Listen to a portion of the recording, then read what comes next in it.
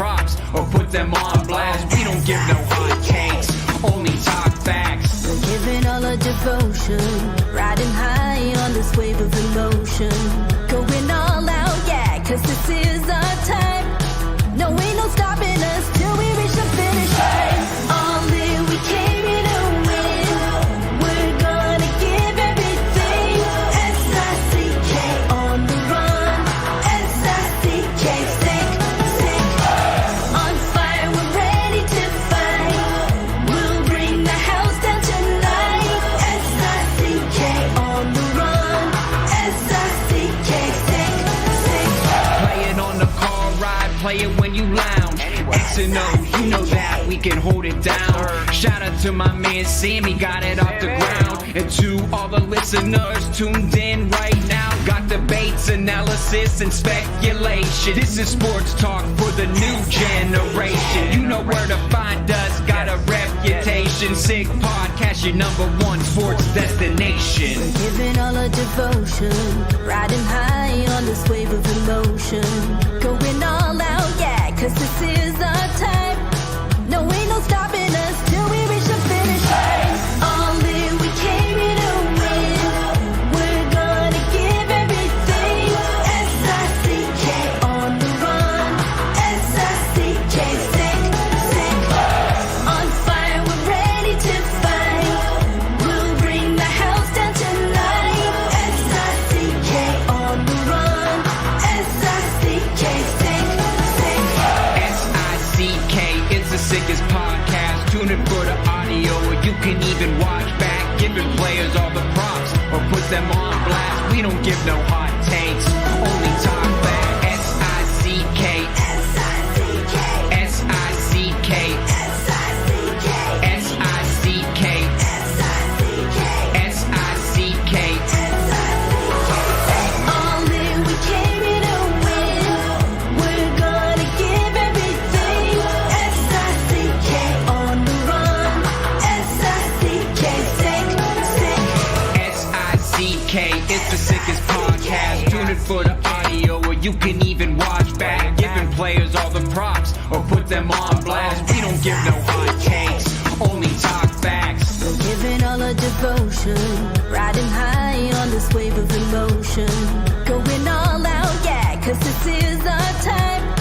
No, ain't no stopping us till we reach the finish line. All in, we came here to win. We're gonna give everything. S-I-C-K on the run.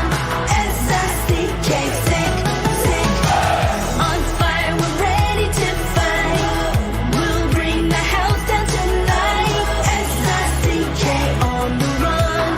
S-I-C-K, sick, sick. Play it on the car ride, play it when you lounge. X and O, you know that we can hold it down. Shout out to my man Sammy, got it off the ground. And to all the listeners tuned in right now, got debates, analysis, and speculation. This is sports talk for the new generation. You know where to find us, got a reputation. Sick podcast, your #1 sports destination. Giving all our devotion, riding high on this wave of emotion. Going all out, yeah, 'cause this is our time. No, ain't no stopping us till we reach the finish line. All in, we came here to win. We're gonna give everything. S-I-C-K on the run. S-I-C-K, sick, sick. On fire, we're ready to fight. We'll bring the house down tonight. S-I-C-K on the run. S-I-C-K, sick, sick. S-I-C-K, it's the sickest podcast. Tune in for the audio, or you can even watch back. Giving players all the props or put them on blast. We don't give no hot takes, only talk back. S-I-C-K, S-I-C-K, S-I-C-K, S-I-C-K, S-I-C-K. S-I-C-K. Turn up your volume. Because you're about to listen to The Sick Podcast. With Tony Marinaro. 55 seconds left in the penalty, a minute and 27 seconds left in regulation time. Boston 4, Montreal 3.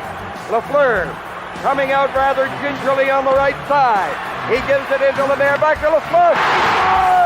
The sickest Montreal Canadiens podcast. You're in the ball! Sports entertainment like no other. Rejoint, on lui fait perdre la rondelle, une passe devant. Et c'est le dégagement, et ce sera la victoire des Canadiens. Coupe Stanley pour les Canadiens. Le 23e de l'histoire. You found the dogs! John, you found the dogs! He found the dogs! And all together, they worked a young team to the top. And now, a 24th Stanley Cup banner will hang from the rafters of the famous Forum in Montreal. The Canadiens win the Stanley Cup! Brought to you by Energy Transportation Group. Driven to be different. Tibi. Embrace your true nature. And Playground, your premier gaming destination. It's gonna be sick. Marinaro on this Tuesday, October 8th. Hope everyone is doing well. It is the Sick Podcast. How's it going? Montreal Canadiens open up their season tomorrow night when they host the Toronto Maple Leafs. And, man, do we look forward to that. And then the following night after that, they're going to be in Boston where they visit the Boston Bruins. A couple nights after that, they're going to be hosting the Ottawa Senators. 3 games and 4 nights to open up the season. It's going to be a lot of fun. It's not fun for the Boston Bruins tonight. The last time I checked, they were down by a score of 6-2. Let me have one quick look at it again. Boston Bruins still trail the Florida Panthers by a score of 6-2. 6-2. That game is in Florida. Starting any minute now, Connor Bedard's Chicago Blackhawks will be in Utah versus the Utah Hockey Club. And, of course, earlier, the St. Louis Blues outscored the Seattle Kraken by a score of 3-2. And there you have it, some NHL recap right there. Without further ado, let's bring in, from the Recruits Draftcast podcast, Sick Pod News, Grant McCagg. How are you, bud? All ready for another season, Tony. You look so excited. I am. So am I. So am I. Let's get this thing underway. And let's have the Canadiens go on a power play and score a goal, man. That'll be fun. Yeah. Well, they're saving it for the regular season, right? Yeah, I hope so.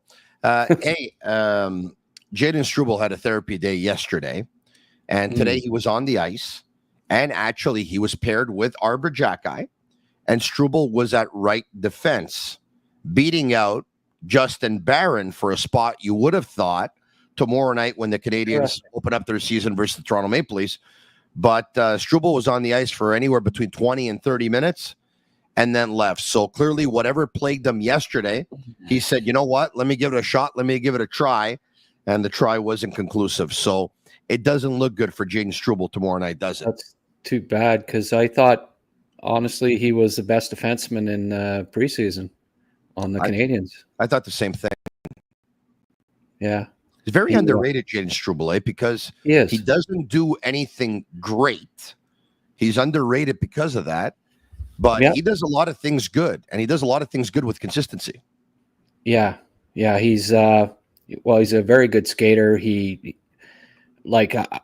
think he weighs about 210, but he plays like he's about 230 or 240. He's just a very strong young man. And his outlet passing just as a pro has been almost flawless. It's rare that he makes a mistake. And you see him play entire games and just make no mistakes. And that's what you want in a defenseman. First and foremost is no mistakes out there. Get the puck out of your zone. He makes a really nice outlet pass. I find it's on the tape. Rarely it's making a poor decision. Skates well, like I say, hits.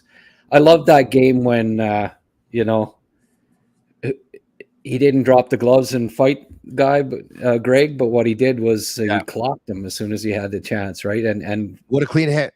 And clean, and didn't take a penalty. In college, I thought he took a lot of chances at times, and he took some needless penalties.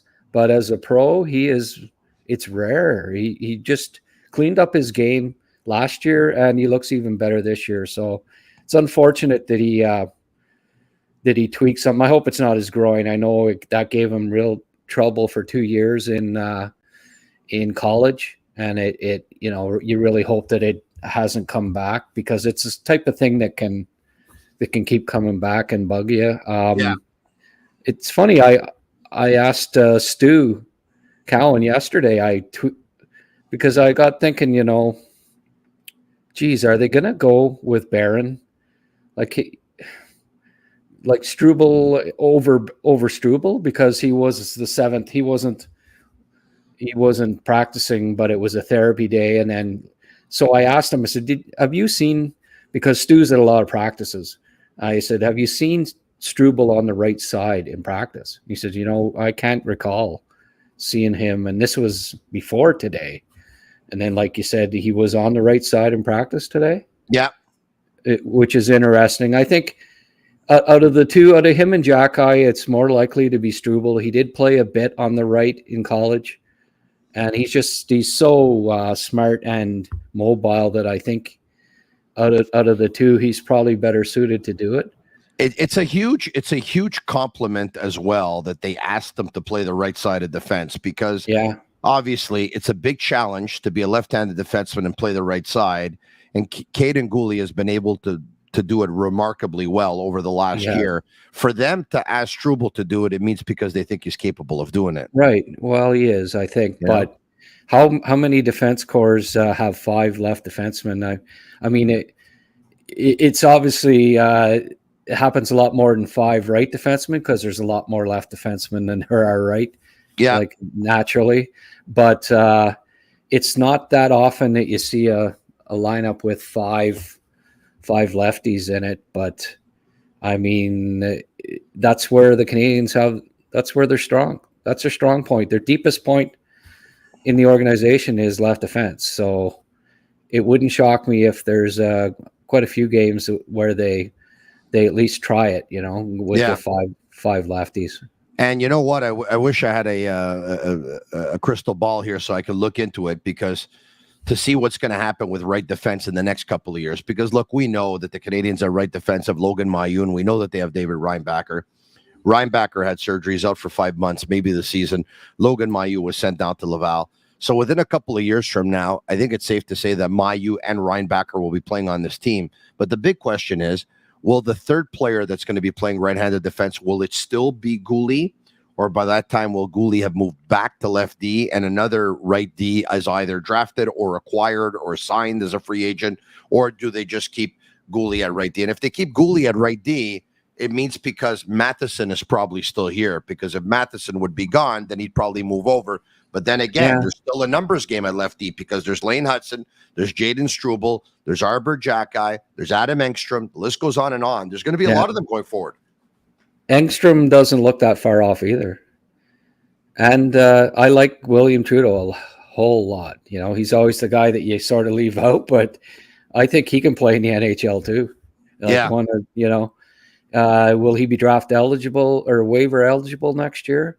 If he is, there's going to be some tough decisions to make at camp. We didn't just like him now. We saw him last year and we liked him too. He looked like, he showed all the signs of an NHL player. Yeah, when we were at that game, right? And we both looked at each other and said, wow, like this guy's pretty solid. He's just so smart, and he's competitive, very competitive. So those two things get you a long way as an NHL defenseman. But, who's to say, Tony, that 2 years from now, I know a lot of people don't think so, but it depends on a lot depends on if the Canadiens are in the playoff race this year. And if they are, David Savard might still be around too in a couple of years. He might not get traded, and he might re-sign. It's not like he's over the hill in NHL defensive defenseman terms. He's in his prime as a veteran defensive defenseman. So yeah, and I think it was you who put out a tweet, maybe if it wasn't a year, probably a year and a half ago. Teams that have won the Stanley Cup going back at least a good 30 years. Every single team has at least one defenseman over 30 years of age on it. And I know that the trend is a lot of people want to do out with the old and in with the new and the young. But you go back 30 years, every team has at least one experienced defenseman on their roster. Yeah. I think the last one that maybe didn't was the Canadiens, 93. I'm not sure that they had a defenseman over 30. No, they didn't. They had Desjardins. They had Schneider. Daniel. They had Patrice Brisebois. Yeah. Daniel was the old guy at 27, I think, or something. It was ridiculous. They had Sean Hill, Kevin Haller, and they had Lyle Oderline. And Donald Dufresne, by the way. Yeah. I think they were the last team that didn't, but it's rare. It hasn't happened since, I don't think. So no, that 93 team that won the cup. Let's see, Eric Desjardins, 93 must have been. He was born in '69, so he was 23. He hadn't even turned 24, or maybe it just turned 24 because he turned. His birthday was in mid-June. Matthew Schneider, same age, a '69 birth date, so he was 24 as well. Yeah, I think Daniel was the old man at 27, if I'm not mistaken, or something like that. Patrice Brisebois was 22 years old in 1993. Kevin Haller was 22 or 22 years old in 1993. Yeah, man, that was young. Oh, Rob Ramage was on that team. Remember that? Right, but he didn't. He didn't play. Obviously, that's right. He did, but again, that's right. So even just the presence of the guy there, right? Yeah. Whether he wasn't playing a lot, but he had played in the regular season, and there's just to have that veteran presence. It's not something that you can. But I guess a couple of years from now, Matheson will be in his 30s too, right? So yeah. But I still, like I say, it depends. If the Canadiens are in the playoff hunt at trade deadline this year, I don't see them getting rid of Savard, especially if he has another solid season. They're going to go for it. They want to make the playoffs. I've been watching. I started watching that Crave series there finally. Oh yeah, good job by you, Tony. I've been impressed by. Listen, I appreciate you telling me that. I'm not going to lie to you. I'm going to be really transparent with you. I had a bunch of people coming back to me and telling me that. I haven't watched it yet. Okay, I'm embarrassed to say I don't have the channel. I have my ways. I've managed to, but I hear you. Yeah, no, but listen, I watched the episode number 1. We were invited by obviously the production team. They had invited me down at the Bell Center. Probably, I don't know, was it give or take 3 weeks ago, and that was fun. We had a chance to watch it. Alex Newhook was there, and Jaden Struble was there, and Jeff Molson was there, and France Margaret Belanger was there, and members of the Montreal Canadiens organization. So we had a chance to watch the first episode, but I haven't watched any since. And obviously, I've been saying to myself that I should be watching it, and I'll get around to that, and I'll get the channel in the next couple of weeks here, and I'll watch it. But anyway, it's pretty cool to hear that. All right.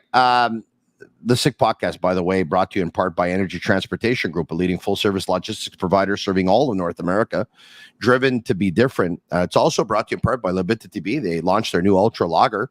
It's a refreshing, thirst-quenching beer, perfect for the cool days that we have ahead of us now. Only 90 calories, 2 grams of carbs, 4% ABV per can. Available in a pack of 6 and 12 in grocery stores all around the province of Quebec, and it's ultra light and it's ultra refreshing. All right. Do we have a final score on that Bruins game? We do. Boston Bruins were able to score a couple of goals, but it's too little, too late. It's not enough. The Bruins lose by a score of 6-4. 6-4. So I thought it was pretty cool to see a woman behind a NHL bench there. Isn't that amazing? Eh? Yeah. Yeah. Good. I'm glad that, it's long overdue. There's a lot of smart hockey women out there, so this breaks the ice, and we'll see more in the future. Yeah, no, you're absolutely right about that. And the Canadiens introduced, a couple over the last couple of years, right? But not behind the bench, but obviously, and Marie-Philippe Poulin, and it's going to happen. It's going to happen with the Montreal Canadiens one day. And so we'll see what happens. But obviously, you're referring to Jessica Campbell, yes. Who was with the Seattle Kraken, history for the NHL and history for the Kraken. And by the way, I'm not surprised the first team to do it was Seattle. They have a very, very open-minded, very, very proactive ownership group, and they just do things different in Seattle. They really do, and I love that organization's in good hands. I love where they're going.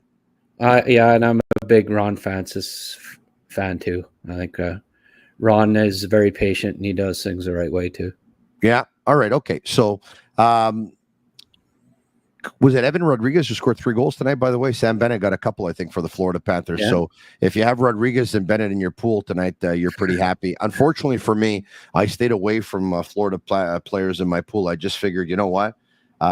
They probably had a very, very short summer, and it's probably going to be very difficult for them to stay motivated. And if tonight is going to be a reflection of the season, I'm going to be kicking myself for the rest of the season. I have a feeling. But anyway, okay. Yeah.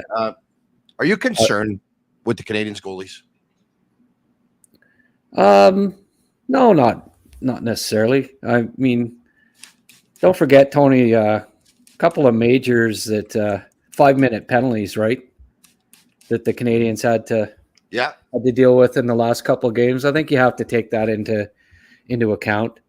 And exhibition games, they didn't have their full rosters in part because of all the shenanigans that have been going on and stuff. So a lot of Heineman and Kapanen playing a whole bunch of penalty kill, new guys to the NHL, and them, like Ottawa got 3 power play goals on that 5-minute major. And in a span of 334, by the way, they got 4 power play goals in the entire game. Yeah, exactly. They got 3 and 334. Yeah. So maybe you can blame the goalie on a couple of or whatever, but no, I think you got to give them a couple of weeks into the regular season, and if they're giving up 4+ goals a game, then you start getting concerned. But at this point, I'm not overly concerned. It's a big year for Montembeault, be it personally, be it professionally, be it for an individual basis, be it on a team basis. I mean, it's a big year for him. He wants to be included in that 4 Nations Cup. Yeah, well, Olympics even. Canada is not exactly loaded with great goaltenders right now, and he's in the running for both if he has a really good year. So I hope so. I mean, he proved me wrong. I thought he was a backup goalie when they picked him up. Well, it was off waivers, was it not, from Florida? It definitely was. Yeah, it definitely was. And I didn't think that he would be an NHL starter, but he's proven me wrong so far, and hopefully he can keep it up. You know what? Come to think of it, when you brought it up, I mean, I don't know if Canada has ever been thinner in goal. Yeah. Think about it. Has Canada ever been thinner in goal? I think there's about a dozen guys that are in the running to be the goalie, because none of them stand out. Like I think 4 of the top 5 goalies right now are Russian, and the next 2 might be American, or next 3. So out of the top, if you name top 10 goalies in the league right now, I don't know that, you could argue hard that there's even a Canadian in there. So that might be what hurts them come, in these competitions coming up. If the other goalie stands on his head, might be tough to win. I mean, think of the goalies right now. Stuart Skinner, Binnington, Talbot, Jarry. Ingram, the other? Thompson, Mackenzie Blackwood. Yeah. Fleury. Even Fleury's even in the running because it's just he's 39 years old. Right? I know, but none of those guys Kemper. Me. Yeah. Well, Jake Allen, Aiden Hill. There's some decent goalies, but none of them you would say, "Oh, that's a top 5 goalie in the league." Canada's never been this thin a goalie ever. No. I don't think so. I mean, I can't recall when they were this thin a goalie. No. Well, I mean, they've had Patrick Roy, they've had Roberto Luongo, they've had Marty Brodeur, They've had Marc-Andre Fleury. I mean, this is thin as thin can be. Rogie Vachon, Mike Liut, Ken Dryden go all the way back. Although Dryden never really played that well in international play, but he still won. Like he always did. Kenny always found a way to win. If you're Samuel Montembeault, I think you say to yourself, I got a shot here. I think you say to yourself, I think I can pull this off. Yeah, I mean, the competition is there's no Tretiaks there. No. And the Canadiens are like, there's not a lot of pressure on them because I don't know. I saw something like the betting lines on teams and they're like 29th. The betting has them like being the 29th best team in the league. And I don't see it like that. I don't think that there's a better under 25 core in the league. And that's so important because those are the guys that you expect to still be improving and to make the next step. They've got it like that young defense core could really make a jump this year. Like Goalie, this could be the year where you've seen glimpses of it, but then he keeps getting injured, but he's only played 2 years in the league. And how many games has Goalie played? Like not that many. He could, he could make a big jump this year. And Hudson, well, we don't know, but if Hudson's a 40, 50 point guy as a rookie, Jacky makes the next step. Struble, as we saw in preseason, looked fantastic. Like these guys could really make the next step. And then you look at Slavkovsky and Caulfield and Doc, and all these guys are you expect them to only be improving as players. And I don't think the betting lines and a lot of the pundits that are making predictions in that are really taking that into account with the Canadiens, that their core, that almost all of their core is under 25 and only going to be better. So I think they're real underdogs going into this season. And the schedule is pretty, like, I think they started off something like, I know they start with more home games than road games. And I was looking at it, I think 11 of their first 18 are against teams that didn't make the playoffs. Mm-hmm. So if they can stay above 500 or thereabouts until Laine gets back and they get that boost from Laine, I really could see them being a 90-plus point team. And I don't see any predictions. It's always like, well, some had them 76 points, a lot of them 80, 81, somewhere like that. I think I would not be surprised if it's 90 plus. It's going to depend on goaltending. It's going to depend on their start, how soon Laine's back. There's a lot of ifs, but I think that they are the most underappreciated team in the East and that they could surprise. Well, you said you think they have the best core 25 and under in the National Hockey League. I do. That could be a fact. That could be a fact. I think Anaheim's not too shabby. Leo Carlson, Cutter Gauthier, Mason McTavish, Trevor Zegras. Mm-hmm. On defense, I would say Tristan Luneau, Pavel Mintyukov, Jackson Lacombe. They're Tristan Luneau compared to like the Montreal's best under 25 defenseman. I like Luneau, but he's not in the same league as I could rhyme off 4 under 25 Montreal defensemen that are better.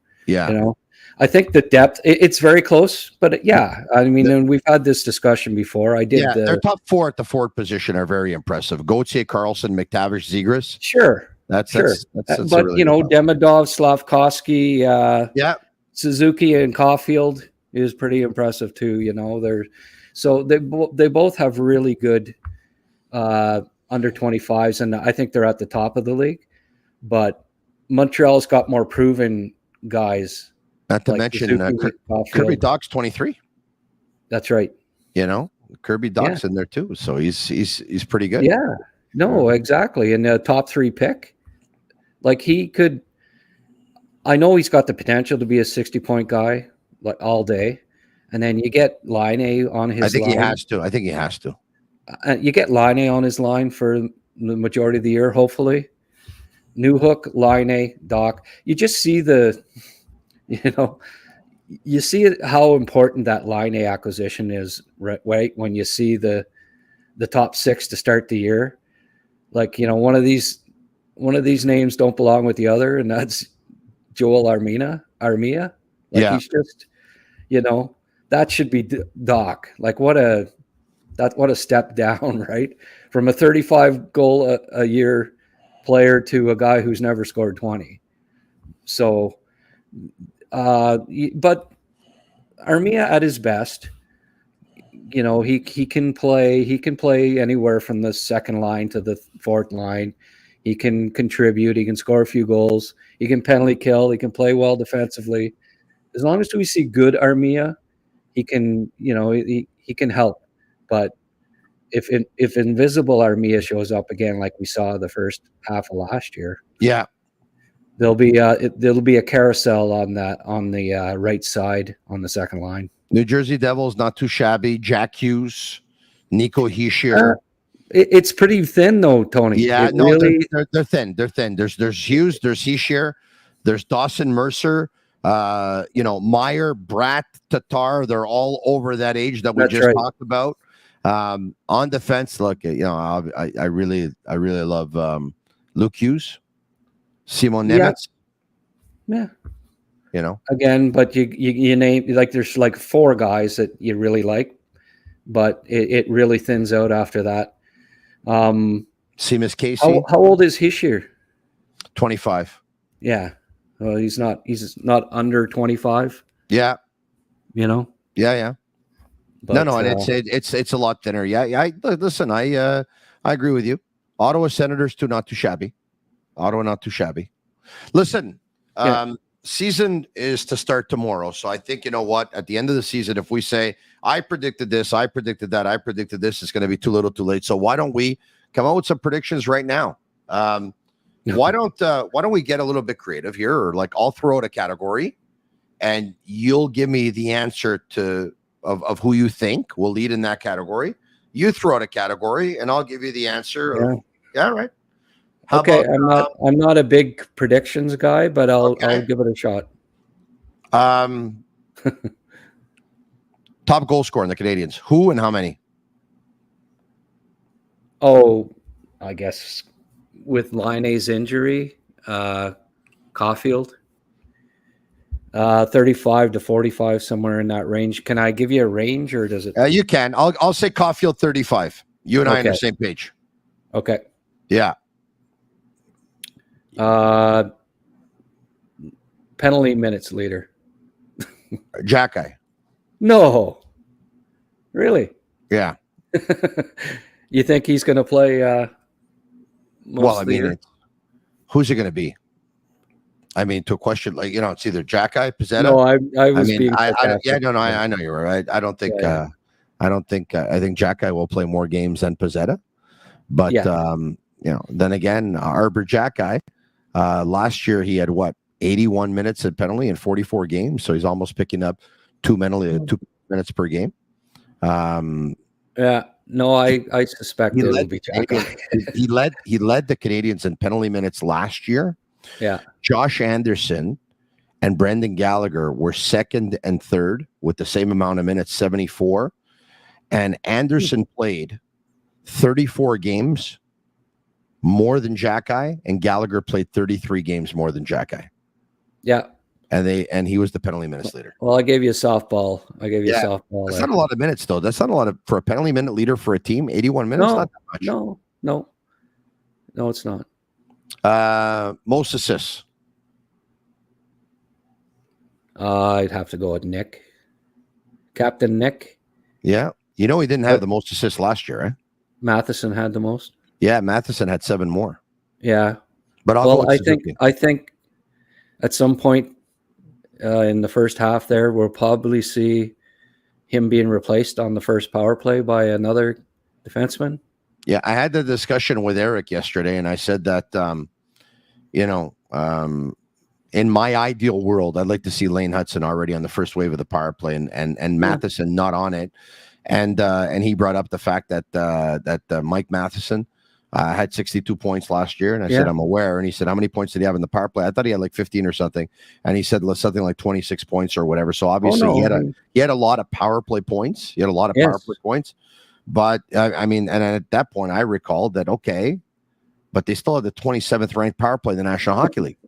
Right? Like Well, a lot of them were like his shots off that missed the net that came back out, and I don't think they were all like primary setting up guy assists type thing. A lot of it was he only had I just find him too predictable. It's either shoot at the net or pass it to Caulfield. Seems to be his go-to things, and there was very little. He did not pass to the right-hand side very much. Slav was over there open. I don't know how. We had that discussion quite a bit, but maybe it'll change. With Marty in charge, and maybe they're going to move around a little more and stuff. And Doc back there will help too. Yeah, Doc might be in the running for. It depends on if Laine gets that scoring touch back. Depends when he comes back, but I mean he's scheduled to come back to start 2025. That would be great. Oh no, 2 to 3. It's a sprain. I could see him back at the 1st of December, sometime in December. I hope so. Yeah, I think so. And I mean, so if he misses 24 games, let's not forget. And I'm crossing my fingers, by the way. I want to be but I mean, the other doctors didn't see it. They didn't see rehab and coming back 2 to 3 months. So I mean, obviously he has trust in this doctor. And this doctor, you would think, has given him some assurances, right? But the other doctors that he went to see, they didn't tell him, I think we can rehab in, 2 to 3 months. As a matter of fact, one of the things I can tell you is the first doctor they went to see, which is the Montreal Canadiens doctor, said, look, I recommend an operation. And if he gets operated, his season's over. Yeah. On a sprain, eh? Operated on. That's a severe sprain, that's for sure. Well, I don't know not what often the exact that you operate on a sprain. was. I don't know what the diagnosis was, but it was not a torn ACL. It was not. Right. But the doctor thought that the best solution would have been the surgery anyway. And look, he's choosing not to do it, which I don't blame him. I wouldn't want to have the surgery either. I hope he'll be back. I hope he'll be back in the 2 months. I definitely hope he'll be back in the 2 months. I'm being optimistic here. Sometime in December, I think, Tony. Yeah, that would be amazing. Maybe that would be the Christmas. Best. That would be the best Christmas gift the Canadiens could have. Looking for the ultimate entertainment experience. Speaking of Christmas, sometimes it's Christmas at Playground because, first of all, everything they give you. You can sit down at a slot machine for like 25 cents, and they can bring you drink after drink after drink if you wanted to. They could play a poker at some of their cash game tables, and you can order like a steak if you want to, and they can bring it to. It's pretty cool. Playground has it all. They have gaming, poker, fine dining, live music, DJs, all with unmatched customer service. Why go anywhere else? Just minutes from downtown Montreal, across from the Mercier Bridge. Playground, your top destination for fun. And fall, I want to let you know, is a perfect time to start a new job. Unlock your potential with Secure, with a K, by the way. Secure Payment Experts. Secure is the highest paying English-speaking call center in the Montreal area. That's right. The job is English only. No French required, which we know is next to impossible to find here in Montreal. They are always growing the team, and 2 great locations, downtown Montreal and on the West Island. Secure offers a fun and unique culture with great earning potential. By the way, stay with us because we're going to announce our winners for Souvlaki Authentique. Why don't we do it right now? Let's do it right now. Souvlaki Authentique. When Craig Button joined us last week, he said 7 gift certificates of $30 each, seeing as they have 7 locations. We'll choose 7 winners. The first 7 to answer the question, who is Sammy Cavallaro's favorite hockey team? And if you've been following the Sick Podcast, you know that Sammy Cavallaro's favorite hockey team the Michkovs is the Philadelphia Flyers. So we have the winners' names. 2 winners from Twitter. At Lucas DP8 and at LSOS31. So I got 2 winners from Twitter, and we got 5 winners from Facebook. Taylor John Marshall is one. Eddie Ribeiro is another. Joe Urbetta is another. Danny Sementilli is another.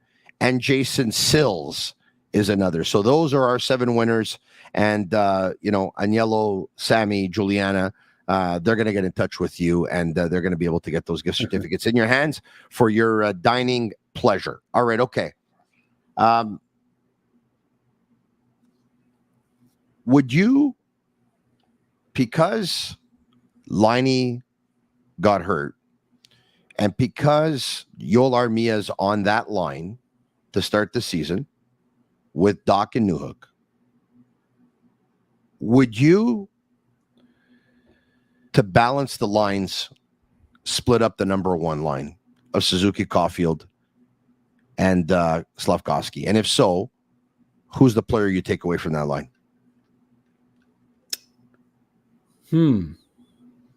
Well, I do like Doc and Slav playing together.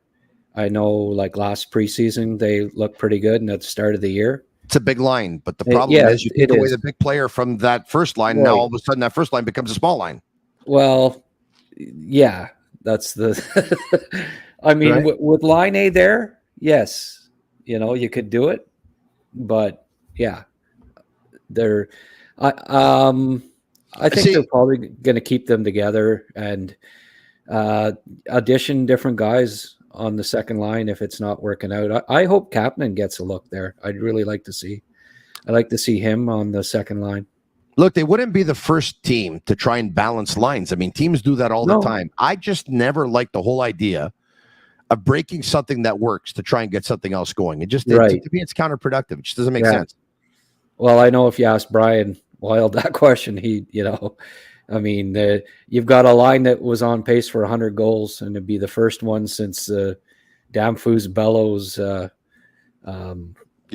Muller line or whatever it was, going back to the 90s. So, I would keep them together. Yeah. Even though I would like to see the 1-2-3 line of Slafkovsky, Doc, and Laine at some point, but like you say, then who do you put up with those guys? Newhook? Yeah. So let's say. What are you doing? As I take my cards here, right? Because for those who have the argument of breaking up the number 1 line, all right? Let's say you're playing rummy. Have you ever played rummy before? A long time ago, yeah. Michigan rummy. I love playing rummy. Yeah. 2, 3, 4. Why am I even dealing somebody else if I'm alone? I'm losing my mind. All right, I want to show you something, all right? I can't see the cards, Tony. I'll show them to you in just a second, all right? So let's just say 3, 6, 9, 10, all right? 13 cards are rummy, okay? You got 13 cards, all right? You got 13 cards. And let's just say, oh, look at that. I had a joker. That's always good. All right. So now I have, look at this. It doesn't get better than this. You can't make this stuff up. Okay? I have a Treese. Okay. I have the 9 of diamonds, the 9 of spades, and I have the 9 of hearts. All right. And then you want Rocket Richard on the first line? Yeah. And look at this. I got a couple of aces here, and I got my joker. Right. So I'll actually get myself another Treese. All right. So I have that. Perfect. But let's just say I only had, I got 2 10s, by the way, just in case you're wondering, and I got a queen of clubs I could do something with, and I got 2 4s, by the way, and this king and this 2 here aren't really doing nothing much for me. So if I had to throw out a card eventually, those would be the ones that I would throw out. Okay, let's just say though I had 1 Treese. Okay, am I going to break up my Treese and get rid of it, or put it with other cards to try and make a Treese with the other cards if I don't have another Treese? Well, then I just broke up a Treese. Like it doesn't make any sense to me. It doesn't. And you don't know if you take Slafkovsky. I don't know if you like the exercise, by the way, but I'm trying to be creative. They told me to be more creative this year. But if you take Slafkovsky or Caulfield off of that number 1 line, where it works. It works. Right. Slafkovsky had the best season of his young career. Caulfield had the best season of his young career. Suzuki had the best season of his young career. It works. Yeah. Not to mention that Caulfield was coming off of, a year before where he had shoulder surgery. He had a shortened season. So he's probably going to be even better this year. Slafkovsky was 19 years old in just his second season. He's probably going to be better this year. And Nick Suzuki was like 24 or whatever. So he'll probably be better this year too. But if you take one of those guys off that line and you put them on the second line, they might lose themselves. It might not work. Yeah. They might, their confidence might dip. And then all of a sudden, if you want to take them to put them back on the line after, it might take a while for the chemistry to kick in again. They might take a while for them to regain their confidence. And it doesn't make any sense to me. So I understand why teams do it, because duos are more prevalent in the National Hockey League than trios. And you like to have duos. But when you have a trio that works, that perfectly complement each other. And look, Cole Caulfield's a small guy, man. He's 5'7", and he's got a 6'3.5" Slafkovsky on the other wing. That's exactly what the doctor ordered for a 5'7" winger on one wing, to have a 6'3" winger on the other wing, right? Yeah. And you want to if you put Caulfield with Doc, he'd have a 6'4" center. Yes, that would make sense. Yeah, if it works. Right. You don't know if it's going to work. Right now, you have something that works. No, you don't. And I think Suzuki the second line, especially after Laine gets back, could almost be as productive as the first line. So, as far as breaking up the line to balance, may not have to do it. I know at this point it doesn't, because Armia, you think, oh well, second line is not very good, but Newhook and Doc are both capable of being 60-plus point guys. Yeah, look, and we have some messages on YouTube Live right now. Joe 12 Dan says Doc and Caulfield ain't that bad, and you know what? They're not. They're not that bad at all. But man, Suzuki and Caulfield are like bread and butter. Suzuki finds Caulfield everywhere. I mean, how many times do you think Suzuki's looking shoot, and all of a sudden he ends up finding Caulfield? It's amazing. I don't know if Doc's going to be able to find them that way, but man, be tough. Yeah, Doc's a good playmaker. There's no doubt about it. And once Laine's back, like you don't have to balance lines, Tony. Like you keep the first line together, because the second line's going to be good too. So Armia is the guy we'll put the cards away. Man, I feel like playing cards right now. Playground's a great spot for that, by the way. Marinaro and Grant McCagg. How many points are the Montreal Canadiens going to finish with this season? Are they going to improve on the 76 they had a year ago? If you want to get in on the action, Betway is a leading global online betting and gaming brand. Follow your gut instinct.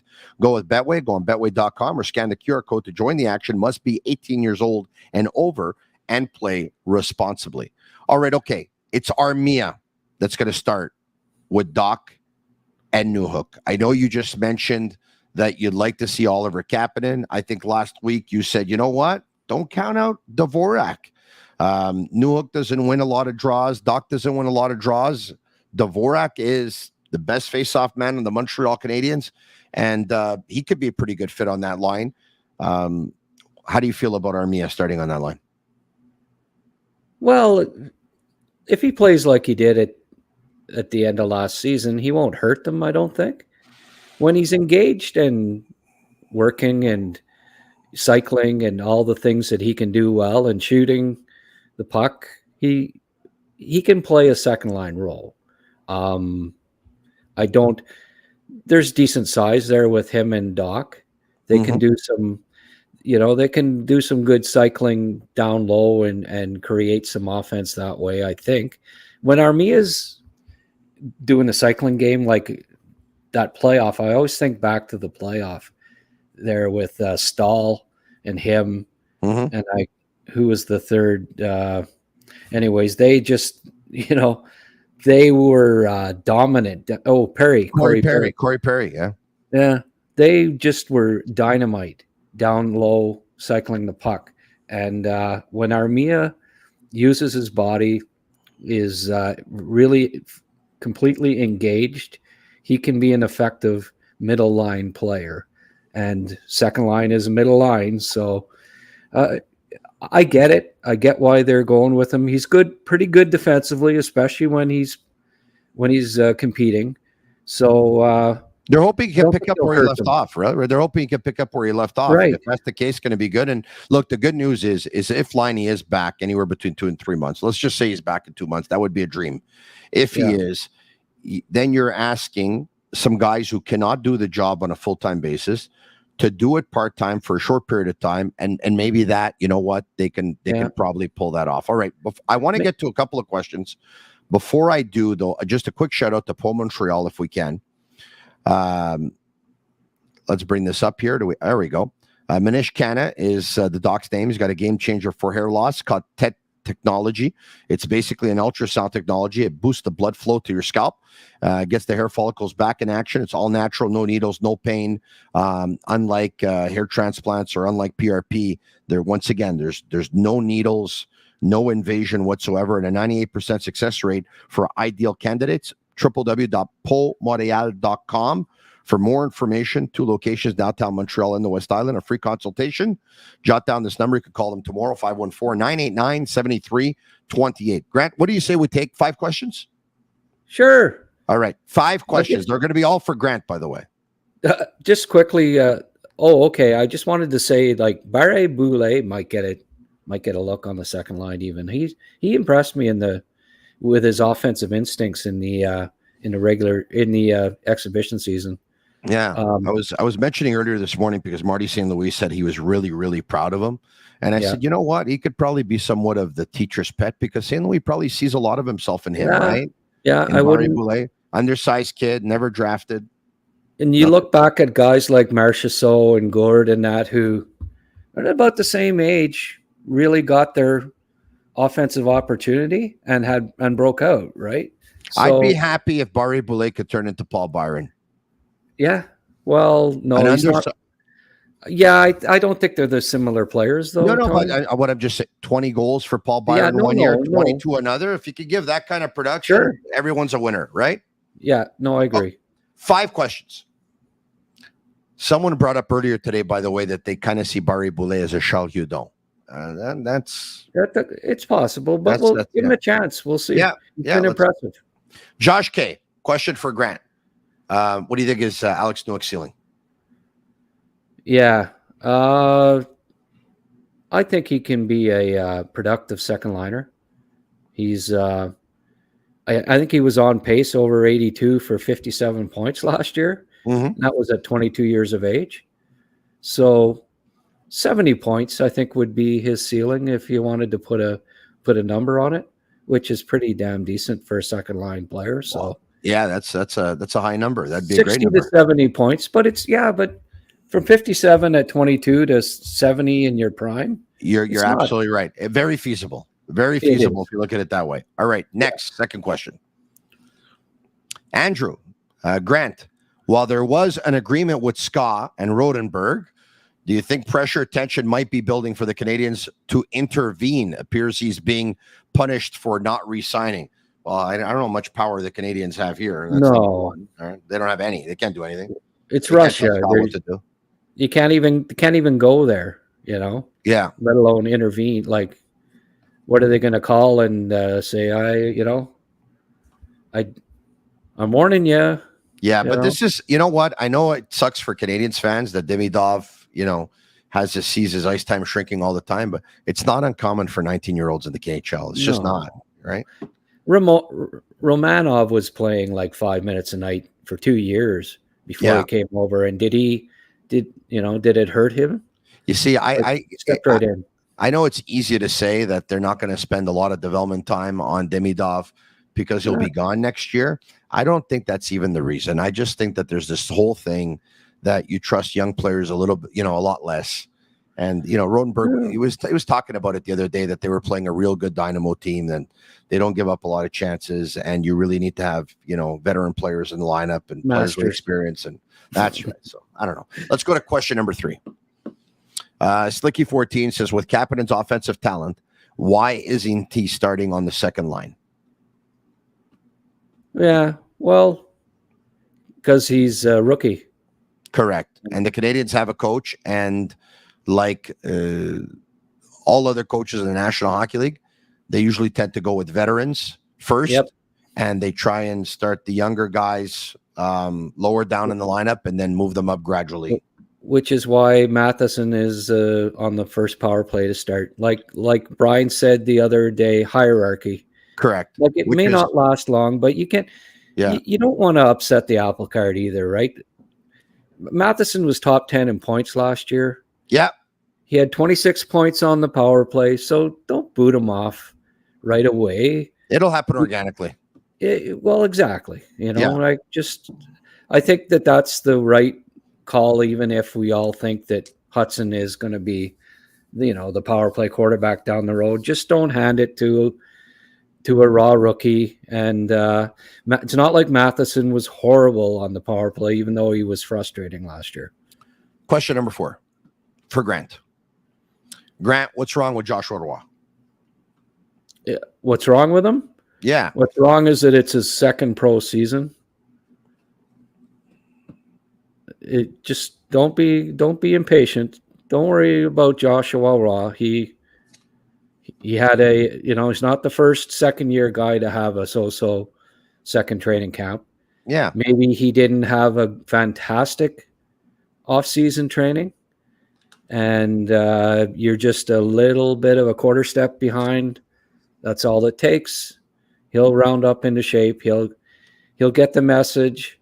He'll produce down in the minors, and don't even be surprised if Armia is not working out on the second line and Raw goes down and lights it up, that he ends up he could be on the second line by November. You don't know. So don't worry too much about it. Yeah. Get back to me at the end of this season, and if he only has 40 points or 30 points in the AHL, then we'll talk. Then I think Joshua, he spoke today. Do we have what he said there on a tweet?